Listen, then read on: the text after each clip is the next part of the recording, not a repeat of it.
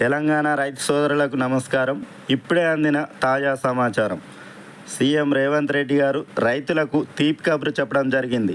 రైతు భరోసా నిధులను సిద్ధం చేయాలని అధికారులను ఆదేశించారు. ఈ వీడియోలో రైతు భరోసాకు సంబంధించినటువంటి పూర్తి సమాచారం తెలుసుకుందాం. వీడియోను పూర్తి వరకు చూడండి. వీడియోని లైక్ చేయండి, షేర్ చేయండి. రైతు భరోసా ఇంకా అందని వానాకాలం పెట్టుబడి సాయం. కాంగ్రెస్ సర్కారు రైతు భరోసా హామీ అందని ద్రాక్షగానే మిగిలింది. వానాకాలం పంట కాలం పూర్తి కావస్తున్న అన్నదాతకు ఎదురుచూపులు తప్పడం లేదు. యాసంగికి రైతు భరోసా కింద ఇవ్వాల్సినటువంటి పెట్టుబడి సాయం పంపిణీకి కూడా గడువు దగ్గర పడింది.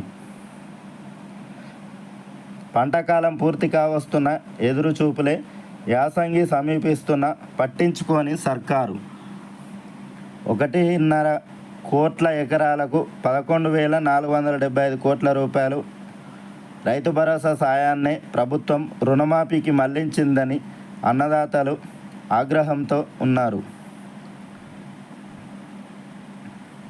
కాంగ్రెస్ సర్కారు యాసంగికి రైతు భరోసా కింద ఇవ్వాల్సినటువంటి పెట్టుబడి సాయం కూడా ఇవ్వాల్సినటువంటి పరిస్థితి ఏర్పడింది.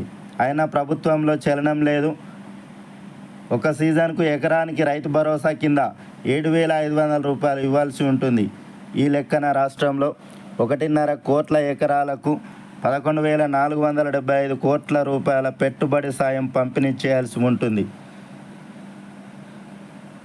దసరాకు పంపిణీ చేస్తామని చివరికి అన్నదాతలకు నిరాశ మిగిల్చింది కాంగ్రెస్ ప్రభుత్వం. దీంతో రైతుల్లో అసహనం నెలకొంది. ఇదే సొమ్మును రైతు రుణమాఫీకి జమ చేసి పెట్టుబడి సాయాన్ని విస్మరించిందని అన్నదాతలు ఆగ్రహం వ్యక్తం చేస్తున్నటువంటి పరిస్థితి ఏర్పడింది. కాంగ్రెస్ సర్కారు కనీసం రైతు భరోసా ఊసే ఎత్తనటువంటి పరిస్థితి. యాసంగికి డిసెంబర్, జనవరిలో ఇవ్వాల్సినటువంటి పంట పెట్టుబడి సాయాన్ని పంటలు కోతకొచ్చే ఆగస్టులో పంపిణీ చేసింది. ఈ ఏడాది జూలైలో ఇవ్వాల్సినటువంటి వానాకాలం పెట్టుబడి సాయాన్ని అక్టోబర్ పూర్తయినా ఇంకా ఇవ్వలేనటువంటి పరిస్థితి. వానాకాలం సీజన్ పూర్తి కావచ్చింది.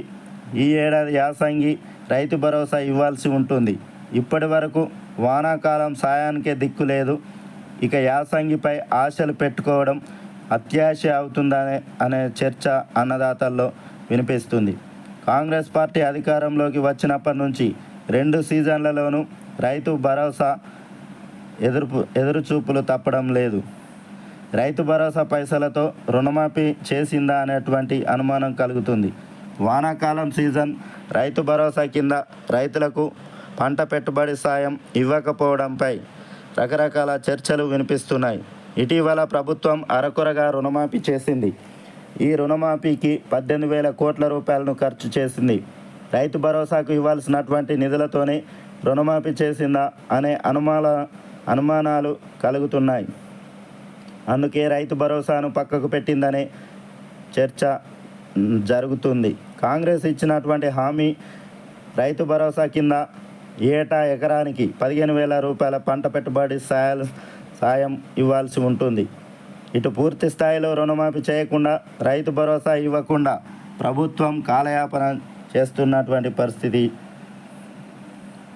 ఇక తూతూ మంత్రంగా రైతు భరోసాకు సంబంధించి కేబినెట్ సబ్ కమిటీని వేసింది కాంగ్రెస్ సర్కార్. ఈ కేబినెట్ సబ్ కమిటీ రైతులు, రైతు సంఘాల, రైతు వేదికలు, రైతుల నుంచి అభిప్రాయాలు సేకరించి రైతు భరోసాకు సంబంధించినటువంటి విధి విధానాలను రూపొందించేందుకు జూలై 2న ప్రభుత్వం కేబినెట్ సబ్ కమిటీని ఏర్పాటు చేసింది. ఈ కమిటీలో డిప్యూటీ సీఎం బట్టి విక్రమార్క, వ్యవసాయ శాఖ మంత్రి తుమ్మల నాగేశ్వరరావు, రెవెన్యూ శాఖ మంత్రి పొంగులేటి శ్రీనివాసరెడ్డి, ఐటీ శాఖ మంత్రి శ్రీధర్ బాబు ఉన్నారు. ఈ కమిటీ రైతుల నుంచి అభిప్రాయాలు సేకరించి 15 రోజుల్లో నివేదిక అందిస్తుందని, ఆ నివేదిక ఆధారంగా అసెంబ్లీలో రైతు భరోసాపై చర్చిస్తామని చెప్పారు. కమిటీ ఏర్పాటు చేసి ఇప్పటికే 3 నెలలు గడిచిపోయింది.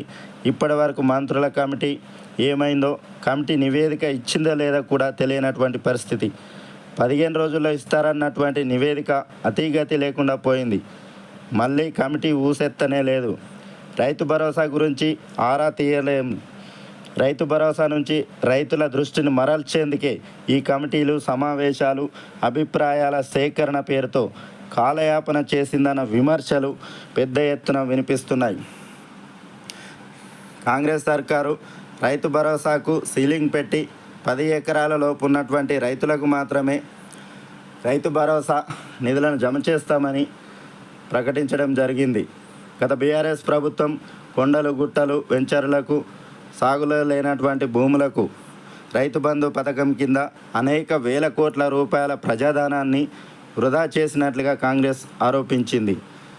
అలా కాకుండా కాంగ్రెస్ సర్కారు కేవలం సాగు చేసేటటువంటి భూములకు మాత్రమే రైతు భరోసా పథకాన్ని అందిస్తామని ప్రకటించినప్పటికీ వానాకాలం పూర్తవుతున్న ఇప్పటి వరకు రైతు భరోసా నిధులను జమ చేయనటువంటి పరిస్థితి. అన్నదాతలు ఆశతో ఎదురు చూడాల్సిన పరిస్థితి ఏర్పడింది. కేబినెట్ సబ్ కమిటీ రైతుల నుంచి, రైతు సంఘాల నుంచి అభిప్రాయాలు సేకరించి రైతు భరోసాకు సంబంధించి విధి విధానాలను రూపొందించి ఎన్ని ఎకరాలకు రైతు భరోసా పథకాన్ని అమలు చేయాలనే దానిపైన సమగ్రంగా చర్చించి వెంటనే రైతు భరోసాకు సంబంధించినటువంటి నిధులను సిద్ధం చేసుకొని రైతన్నల అకౌంట్లలో రైతు భరోసాకు సంబంధించినటువంటి నిధులను జమ చేయాలని రైతన్నలు ఆశతో ఎదురు చూస్తున్నారు. కాబట్టి ప్రభుత్వం ఇకనైనా లేట్ చేయకుండా రైతు భరోసాకు సంబంధించి నిధులను సిద్ధం చేసుకొని వెంటనే రైతన్నల అకౌంట్లలోకి రైతు భరోసాకు సంబంధించినటువంటి ఎకరానికి 7,500 రూపాయల చొప్పున రైతన్నల అకౌంట్లలో జమ చేయాలని రైతన్నలు ఆశతో ఎదురు చూస్తున్నారు. Okay, thanks for watching. Please subscribe my channel. Thank you.